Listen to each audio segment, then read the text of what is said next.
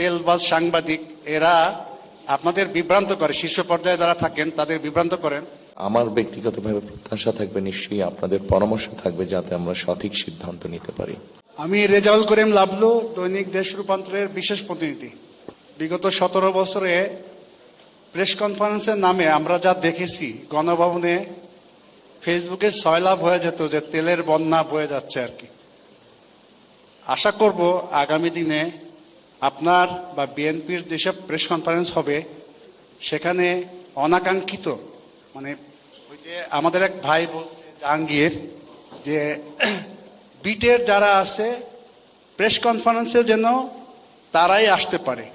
গণভবনে আমরা দেখেছি, গণভবনে আমরা দেখতাম বিএপিইউজে, ডিইউজে, প্রেস ক্লাবে সব রতি মহারথীরা আসতেন, তারা বিট কাভার করেন না আর কি। তারা বিট কাভার করেন না, এসে তেলের বন্যা বইয়ে দিতেন আর কি। তেলের বন্যা, এবং কারো কারো নামে গোলাম তেল, সরিষার তেল, গোলাম সরিষার তেল, উনি ব্রত হয়েছেন।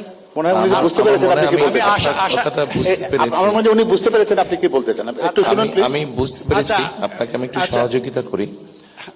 সেটা হচ্ছে যে দেখুন, আল্লাহর রহমতে বাংলাদেশের মানুষের সমর্থনে আমরা সরকার গঠনে সক্ষম হলে এখানে আপনারা যারা সংবাদ মাধ্যম কর্মী আছেন, সেটি মালিক, সম্পাদক এবং সংবাদকর্মী যতজন আছেন, আমার ব্যক্তিগতভাবে প্রত্যাশা থাকবে, নিশ্চয়ই আপনাদের পরামর্শ থাকবে যাতে আমরা সঠিক সিদ্ধান্ত নিতে পারি। জি, আরেকটা বিষয়, সেটা হলো যে আপনি দেশে ফিরে 300 ফিটে গণসম্বর্ধনা অনুষ্ঠানে একটা কথা বলেছেন। কোন গণসম্বর্ধনা ছিল না, এটা গণসম্বর্ধনা না, উনি সম্বর্ধনা। আপনি চুপ থাকেন, আমি কথা বলতেছি।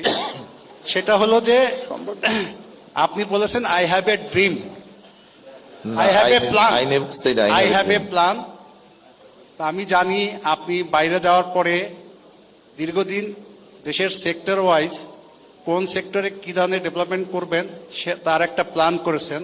তো এইগুলা বাস্তবায়ন করতে হলে আগে আমাদের দেশে যেটা হয় রাজনীতিতে, আপনার দলের নেতাকর্মী, সাংবাদিক, তেলবাজ সাংবাদিক এরা আপনাদের বিভ্রান্ত করে, শীর্ষ পর্যায়ে যারা থাকেন তাদের বিভ্রান্ত করেন। এই প্ল্যান বাস্তবায়ন আপনার দলের নেতাকর্মীদের প্রস্তুত করতে হবে, জনগণকে প্রস্তুত করতে হবে। কেননা নির্বাচনের আগে, ক্ষমতায় আসার আগে অনেকেই আমরা মিষ্টি কথা বলি, কিন্তু ক্ষমতায় যাওয়ার পরে তার বাস্তবায়ন দেখি না। এইটা যাতে ভবিষ্যতে মানে আপনার ক্ষেত্রে না হয়, জনগণের যে প্রত্যাশা 5ই আগস্টের পরে জনগণের যে প্রত্যাশা, সেই প্রত্যাশা যেন পূরণ হয়, সেদিকে আপনার দৃষ্টি থাকবে, সেই প্রত্যাশা রইল। আপনাকে ধন্যবাদ। আপনার পরামর্শের জন্য ধন্যবাদ।